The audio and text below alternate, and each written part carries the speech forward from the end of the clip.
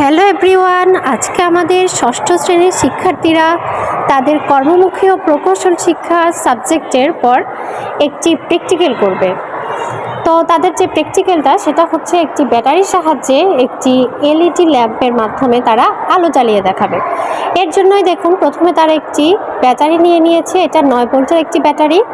এরপরে এখানে আছে একটি ল্যাম্প, এলইডি ল্যাম্প, সাথে এখানে একটি ছোট লাল বর্ণের একটি সুইচ নেওয়া হয়েছে। এখানে দেখুন তার আছে, একটা পজিটিভ এবং একটা নেগেটিভ তার রয়েছে।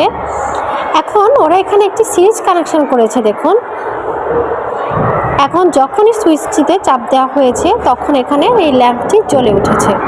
তো আমাদের শিক্ষার্থীরা খুবই মেধাবী, তারা খুব সুন্দর করে এই প্র্যাকটিক্যালটি করতে পেরেছে, তাদেরকে অসংখ্য ধন্যবাদ। এবং আমরা নেক্সট আরেকটা প্র্যাকটিক্যাল করব। তো আপনারা যদি আমাদের এই ভিডিওটি দেখে থাকেন এবং নতুন কোনো ভিডিও পেতে চান তাহলে অবশ্যই আমাদের সাথে থাকবেন এবং আমাদের ইউটিউব চ্যানেলটিকে সাবস্ক্রাইব করবেন এবং আমাদের ভিডিওতে লাইক কমেন্ট দিয়ে আমাদের পাশে থাকবেন।